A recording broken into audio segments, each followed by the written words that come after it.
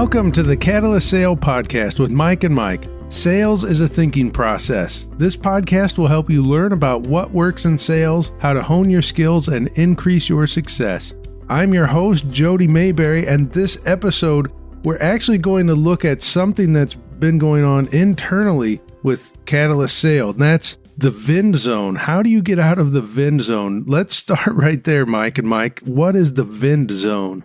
Yeah, so it's something that we came up with to really give a name to. It's kind of like robbing it from the friend zone that a lot of people find themselves frustrated where they're friends with somebody and they'd like to break out of that friend zone. Well, we've got another scenario that's kind of similar where I had actually one of our sales reps was asking me about how do I break out of the vend zone, and that being how do I become more than just a vendor to potential clients that I'm talking to. And this particular project and this particular salesperson sells quite a bit into the HR, learning and development space. And I think right now, this time of year, being as busy as we are and as busy as a lot of HR professionals are and getting ready for the new year, she was getting frustrated by the fact that a lot of the conversations were very brief, that the person contacting her really just wanted high-level pricing information. I don't really want to have a conversation. Just give me the price so that I can go about my business. And she was asking for ideas about how can she add more value than just that, because she felt like just giving price quotes really wasn't really helping the person. I think that's a key piece too. It's how much value are you delivering to the conversation? How much are you, whether that value is in helping the customer identify another problem, whether the value is in delivering more information about what you're seeing in the market or experience that you've had with other customers.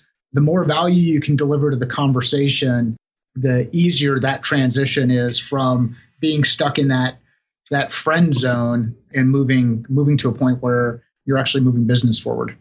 So if your customers see you as only a vendor, what does that mean? I hear that and I say, well, on their end, they just see this as a transactional relationship. Yeah, absolutely. They see it as a transactional relationship, and they don't really understand the value that you can deliver to the equation. As sales professionals, in order to be effective, we should know our market very well. We should be very familiar with each of the challenges that an organization would run into. We should be familiar with how people that we're working with transition from role to role. We should be familiar with the things that are important to them. And if we always keep the conversation focused on our product and pricing and discounts and price per user and the new product feature that came out, it's very hard to get out of that typecasting of just being a vendor, which opens us up to being stuck in this zone. And where it really becomes a challenge, or where it's become a challenge for me in the past, is if I'm caught in that trap, it's very difficult for me to move an opportunity that's gotten stuck forward. It's very difficult for me to lean on somebody inside an organization to advocate for us and advocate for our solution if I'm a vendor, just like every other person who's contacting them about, in this instance, video training. And kind of taking things from the HR perspective, from that person's perspective, and this was the feedback that I gave her, was you have to kind of think about where that person is in that moment and what they're trying to achieve. When they're calling you with an urgent requirement, a lot of times somebody will go to HR, they'll go to that buyer and they'll say, hey, we've got a problem, we need to solve it. I need you to get us a training course on sexual harassment. Can you please find out how much it is and how you license it?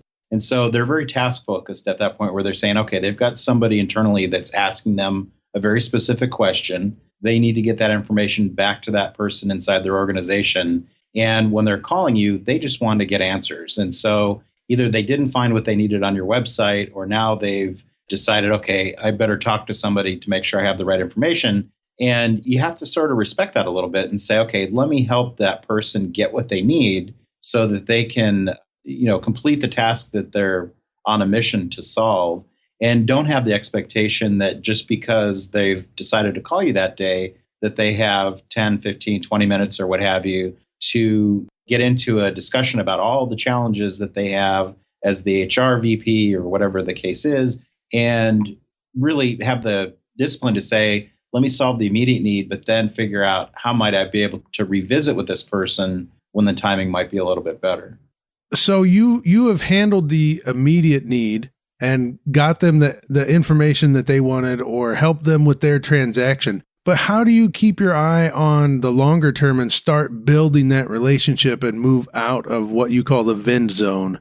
Yeah. So for me, one of the things I try to do is I keep a list of all of the pieces of information I need to get from that customer, or that I'd like to get from that customer at some point in time. That information could be information about their organization that I either need to validate because I've not heard it from them directly. I've just seen it in my research.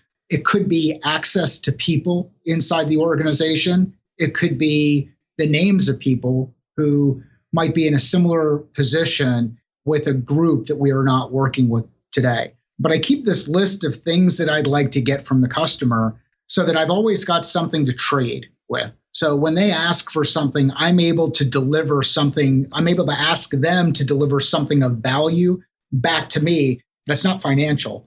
And what I'm trying to do there is elevate my position in the relationship to being less of an order taker, less of a transaction-oriented person, to value-added resource, highlighting that this is actually a partnership between us and that organization, not a one-way street where they send a request and I hurry up and respond to that request. Many times, reps fall into the trap of customer service. We've worked inside organizations where the majority of the interaction that an account manager has with their client is around resetting passwords or adding content to a platform or changing a logo on a website. I mean, these are all things that a machine can do. When you have most websites that I go today, I click on the forgot password link and I get a new password.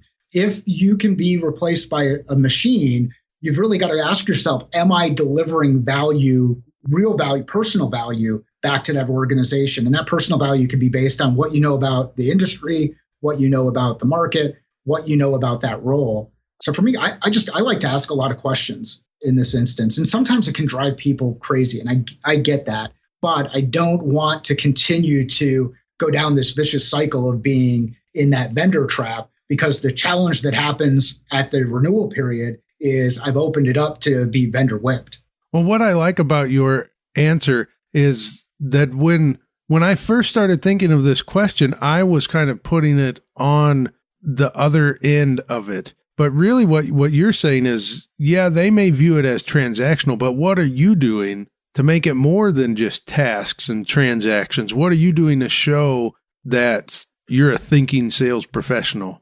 You've keyed in on something that I think is really important, Jody, which is what's the difference between a thinking salesperson and a non-thinking person? And a non-thinking person has a list or a sticky note hanging on their monitor, and it says, always ask these 3 questions. Or if somebody calls for pricing, here's the 3 things you have to uncover before you can give them the pricing. And that becomes sort of a very frustrating experience for that person that's reaching out to you.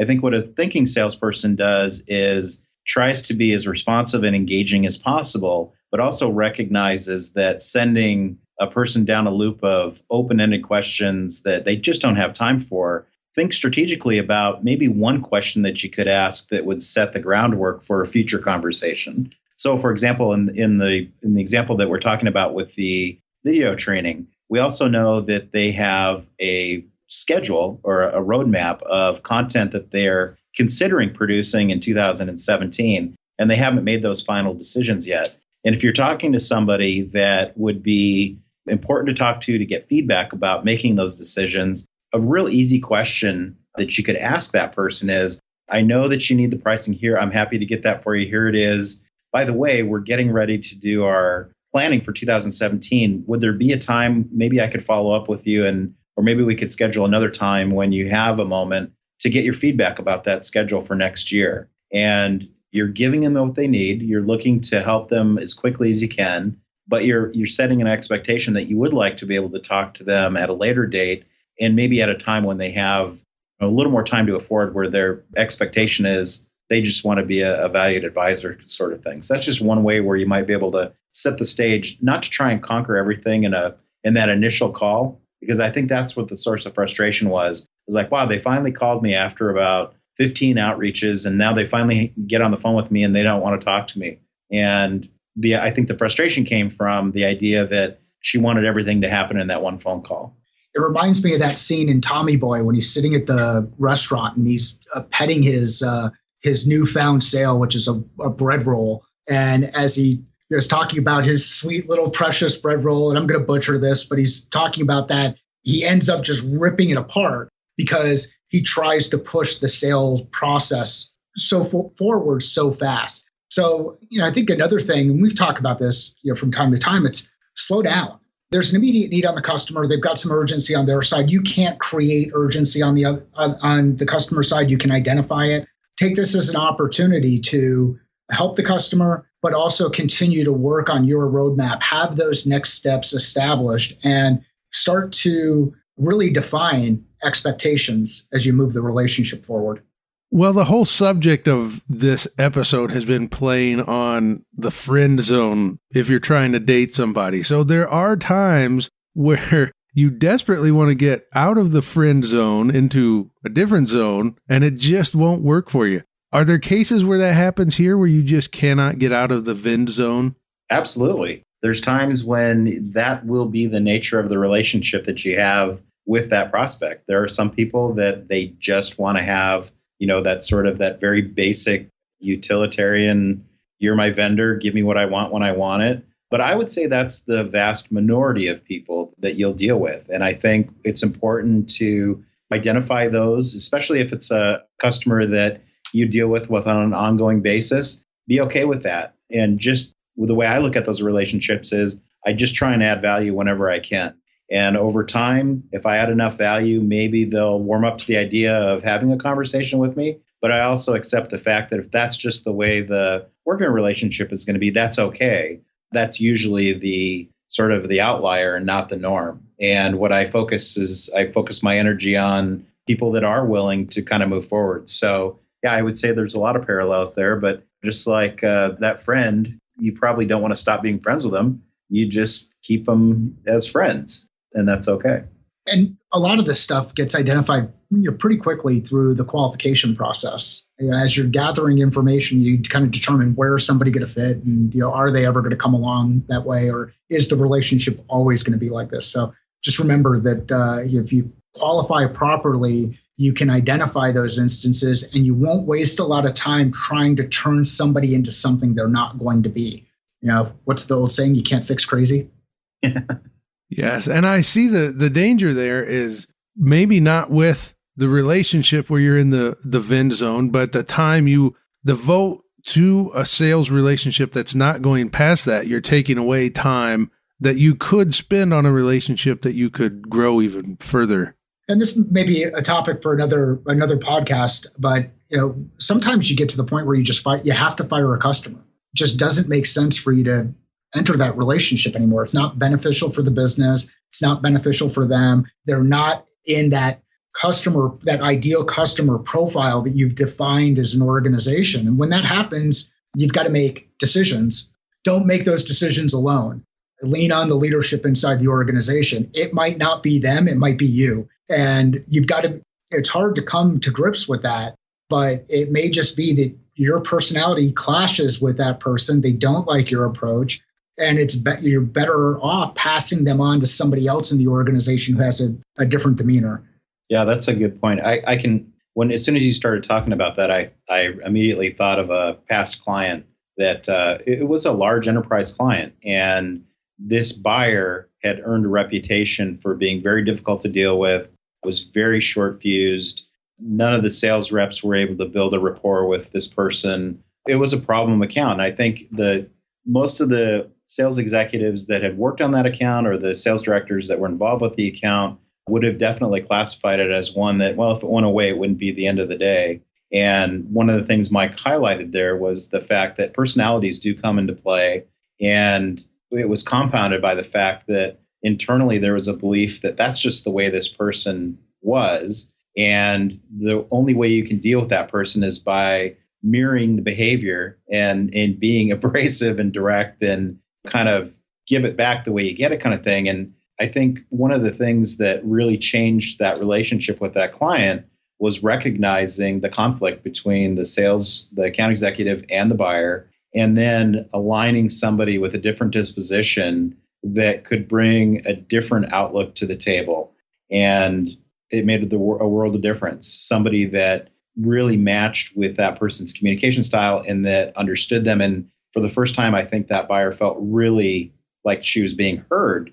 It completely changed the whole dynamic of that client relationship. So Mike makes a good point there. Sometimes we do have to look at ourselves and say, what am I contributing to the reason why we can't get out of the vend zone here? And why am I being whipped as a vendor? Sometimes it's because of our own actions, and we have to be aware of that. Well, and how many people really like to be sold to? Like how many people do you talk to who are like, this person sold me something that I didn't need, and I was really excited I'm happy to meet them. They're now on my Christmas card list. I'm gonna, go see them the next time I'm in town. It's to build on Mike's point, what this person was really looking for, she wanted to be heard. She wanted to know that the business she was partnering with wasn't taking advantage of her because the solution was a need to have inside their organization. Yeah, it doesn't matter if your solution's a need to have inside the organization. You can still be hospitable in the way that you interact with people. And the idea that people just like that demeanor and we should just mirror back nasty behavior is an old school method of thinking. And I can tell you it hasn't worked for me in the past. So it potentially could be you as the sales professional that is why this isn't going any further. But how do you find out if it's you? Well, I think if you continue to do the same thing and are expecting different results and you're not getting those different results, then you've got to look in the mirror and you've got to say, okay, what do I need to do differently here? I think that when we look at ourselves in the mirror, we can be honest about how we've engaged. There are a number of people who talk about the concept of detaching. If you can detach from the situation and not get emotionally vested in the discussions that you've had previously, you can be more objective in the way that you look at the relationship that you've created. For me, I test with others. I test with people. I share examples of communication and I say, was I coming a little bit hard on this and being an absolute jerk? Or is it the perception on the other? Was it the way that message was received on the other end? How could I have improved? And as you go through that a couple of times, I mean, you know who the people are that you want to surround yourself with. You know who you choose to be friends with. If you're engaging with a customer and it's not someone where you could see there being this long-term partnership on both sides, then you've got to ask yourself, is this the right person for you to be working with? And is there a better fit someplace else? Well, and the other thing too is I think with that particular example, how that really surfaced was through sales leadership and sales management. It was looking at the dialogue between the client and the account executive, that you could see the tone. You could hear when we would talk about strategy for this particular account, I started hearing a really negative bias coming from the sales rep. So when you get that close to the trees, it's hard to step back and say, is it me, and be objective about it. What it really took was sitting down with everybody involved and saying, where are we with this client? Where are we with the relationship? What is the norm in communication between all of the people at the client organization and our organization, and being sort of that person that came in with a fresh set of eyes and said, everything I'm looking at here says there's contention everywhere. And what are we doing to drive that? And how much of it maybe does the client own? But at that time, it was more about what are we doing to create the situation. So it really took, and you can do that as a sales leader, as you're looking at communication that your reps are having. You can hear how they talk about certain clients. And if you hear an account executive complaining about their client or a difficult buyer, it's a good cue to say, yeah, maybe we should talk about that account. Help me understand what do you mean when you say you're frustrated by that buyer or that contact person you're having to deal with? Or maybe there was an account change where a new person got assigned into the account, and all of a sudden it went from being a great relationship to now it being my worst client that I have to deal with, and really pulling back a little bit and saying, well, tell me about it. Tell me what changed. Tell me how you're responding to that. And that helps the account executive sort of step back as well, get out of the account cycles and just let's talk about what's going on. Well, and there's got to be trust in the leadership too, because in this example that Mike's talking about, we had a sales leader who was saying that this is actually how you need to deal with the client. And there were some transitions that were happening inside the organization. So it wasn't just the rep who had this impression, but it was the person he was reporting to who also had this impression. So now you've got two people who are just feeding each other, feeding the same story, and it becomes kind of the self-fulfilling prophecy inside that group. I don't even know if that's the right word. It might be their own bias within that group.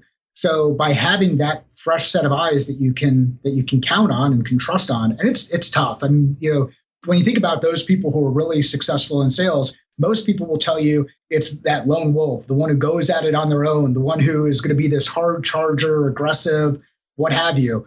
I will tell you, based on my experience, the most successful people are in sales know the resources that they have available to them inside their organization, know how to leverage those resources, know when to bring them in, know when to ask for help, know when to engage with others, and they don't try to just go at it on their own. So one closing thought, Jody, as I think through these scenarios and I think about all the different personalities we deal with and just all the things that can happen in a client engagement. But if you do one thing, I think that will make a difference for you, and it might not make a difference per transaction or however you measure your day, but if you do it over the long term, it will pay dividends. And that is to always approach any client relationship that you have or any working relationship that you have with the idea that, I'm going to give for the sake of giving and not giving because I'm hoping to get.